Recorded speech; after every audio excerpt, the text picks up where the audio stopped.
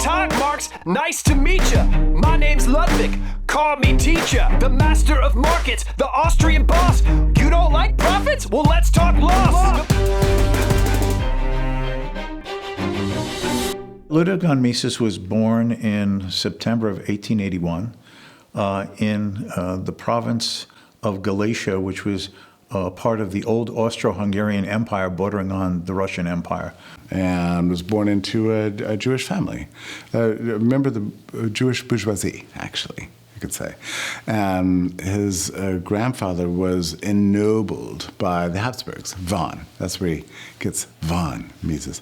It's funny, he kept that his entire life. They ended up moving to Vienna, and he went to high school there and then went to the University of Vienna, earning a doctoral degree. In the old system, even if you were interested in economics, there was no such thing as an advanced degree in economics. You studied economics through the law faculty. So Mises was trained as a lawyer as well as an economist. He was the chief economist at the University of Vienna, but he never got a full post at the university. Hayek says that was for several reasons. He was Jewish. He was intransigent. That's always a problem. And he was a classical liberal. So 3 strikes, you're out. He had to earn a living. So by day, he was a practical policy analyst, a policy wonk, from 1909 until he left Vienna in 1934, dealing with the everyday affairs of monetary and fiscal policy, government regulation of business, trade policy, and at a time when the Austro-Hungarian Empire was collapsing at the end of the First World War, the attempted socialist and Marxist revolution in Vienna in the very early 1920s, the hyperinflation that Austria went through, similar to the hyperinflation in the early 20s in neighboring Germany.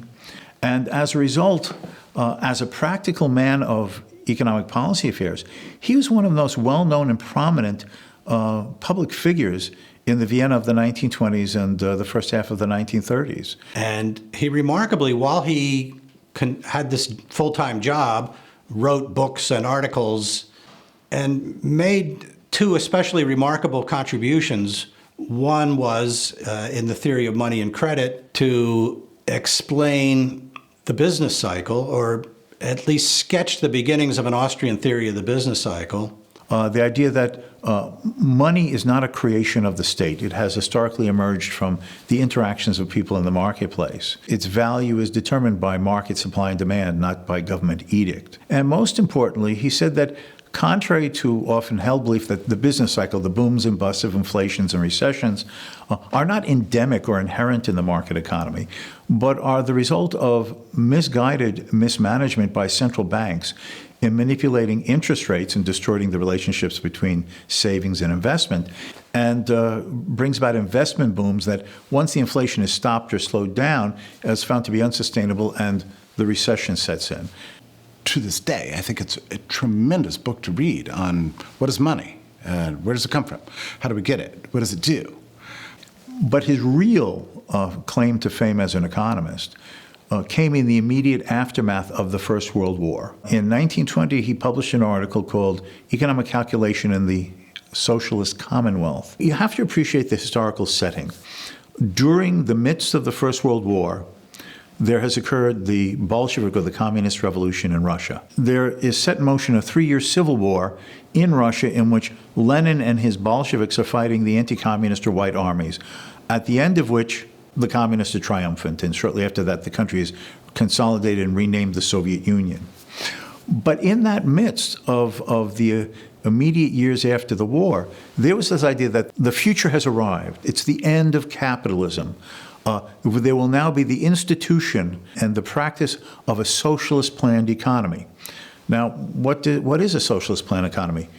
Traditionally, it has meant the nationalization of the means of production, no more private ownership of land, factories, tools, machinery, and the state, therefore, if it nationalizes it, becomes the single employer of all working in the society. And that the socialists promised that by ending the self-interested profit motive and to produce not for profit but for need or the necessities of people in society, there would be a far greater prosperity and equality in the society. And Mises asked a mundane but very important question. Okay, Mr. Planner, you've now nationalized the means of production. There's no more markets. There's no more competition. There's no more prices. How do you know what to do? So Mises points out that the socialists of his day, that is 1920, hadn't really thought about the problem of how to choose methods of production. All the means of production are socially owned. Then you don't have competition among different entrepreneurs who have different ideas about how to use inputs, how to use oil, gasoline, hired labor, concrete to produce things. Then you don't get the most efficient output. You can't rely on that kind of process to tell you when you're wasting resources because there isn't any profit and loss test anymore. So that's his great contribution to initiates the socialist calculation debate.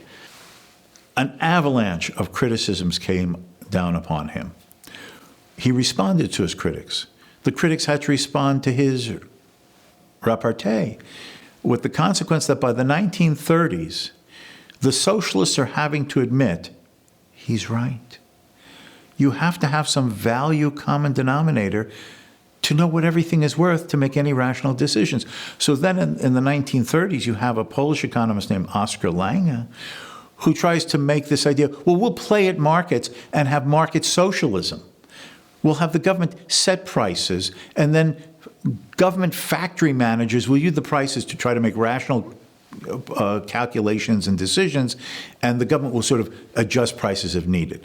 Mises' response to that is they're either real prices representing what people really think who are making their own consumption choices, investing their own money, or they're just play prices that have no real value and meaning or adaptability to change like occurs every day in the market. So that by the 1930s and 40s, Mises and then his younger friend and colleague Hayek, who developed his own variations on this same theme against central planning, had become the most prominent voices against the hope and the ideal of a socialist economy. So the end result that Mises reaches, which is part of also his claim to fame and drives some people crazy, is that he says socialism can't work. Interventionism and government regulation contrary to purpose because they just gum up the works. So at the end of the day, there is only one institutional economic system that has functioning capability, and that is basically an unhampered, unregulated, free market economy in which the role of the government is not to intrude, redistribute, control, but to serve those basic functions of protection of everyone's life, liberty, and honestly acquired property in a setting of voluntary trade and exchange. So all that one does is done in a way to improve the circumstances of others, as Adam Smith long ago argued through his idea of the invisible hand. He died in 1973. He didn't really live to see the rebirth of liberalism. He didn't.